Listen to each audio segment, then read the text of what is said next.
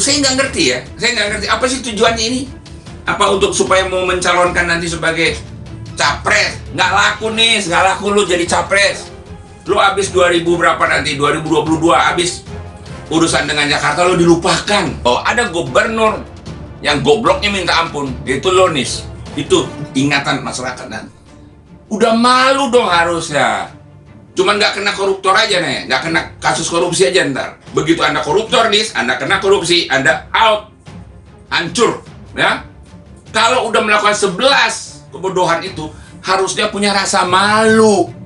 Kami melihat bahwa kepala daerah Gubernur DKI Jakarta telah melanggar regulasi pengupahan, yaitu yang ada di dalam Peraturan Pemerintah Nomor 36 Tahun 2021 tentang pengupahan, yaitu pasal 26 tentang tata cara perhitungan upah minimum dan pasal 27 mengenai upah minimum provinsi. Ya, ini adalah amanat dari Undang-Undang Cipta, Undang-Undang 11 tahun 2020. Dia harus naik upahnya di atas upah minimum karena dia kan sudah bekerja 1 tahun, sudah punya pengalaman, sudah diketahui kontribusinya bagi perusahaan, tidak boleh digaji dengan upah minimum. Ya, jadi kami dari Serikat Pekerja Serikat Buruh tentu menolak dengan tegas dan keras atas penetapan UMP sebesar rata-rata 1,09% ini di tahun 2022.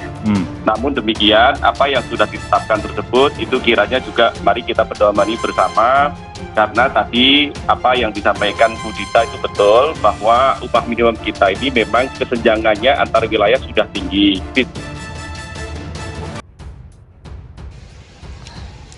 Kesalahan terbesar Anies Baswedan Mall DKI Jakarta. Gubernur DKI Jakarta Anies Baswedan menemui massa buruh menolak penetapan upah minimum provinsi atau UMP di depan Balai Kota DKI Jakarta pada Senin. Anies Baswedan telah melakukan kesalahan terbesar beberapa hari lalu. Kesalahannya adalah Anies menaikkan upah minimum buruh dan Jakarta sebanyak 5,1%.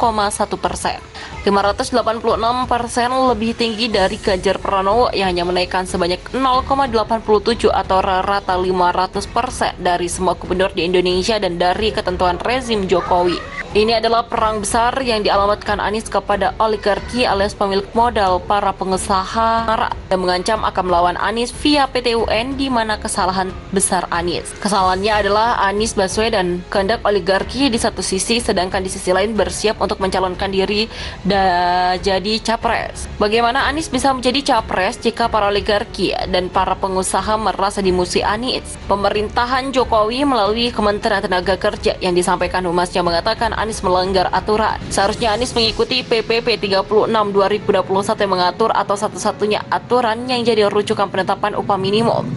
Menurut aturan ini, upah minimum hanya naik pada kisaran 0,8%. Caranya adalah menyesuaikan dengan inflasi, di mana Anies hanya berhak menaikkan Rp38.000, bukan Rp255.000. Seperti yang dilakukannya dengan revisi itu, maka nilai UMP DKI Jakarta menjadi Rp4.641. Ketika Gubernur Jokowi dulu pernah menaikkan upah buruh 6%, namun sejak berkuasa sebagai presiden, Jokowi memang tidak bersahabat dengan buruh. Pada tahun 2015, Jokowi menekan PP 78 2015 yang mengatur kenaikan upah minimum dengan rumusan baku, yakni merujuk inflasi. Buruh yang sebelumnya dijamin undang-undang, baik undang-undang tentang serikat pekerjaan maupun undang-undang ketenagakerjaan 2003, mempunyai hak berunding dengan penguasa untuk menentukan upah minimum. Kehilangan haknya, payung hukum PP 78 2005 tidak begitu kuat. Dengan diberlakukannya Undang-Undang Omnibus Law Ciptaker, maka PPP 36 2021 yang berlindung pada undang-undang itu mempunyai pijakan yang sah. Undang-Undang Ciptaker adalah produk unggulan Jokowi. Berbagai korban kekerasan dan penahanan telah terjadi bagi pihak-pihak yang menentang undang-undang tersebut.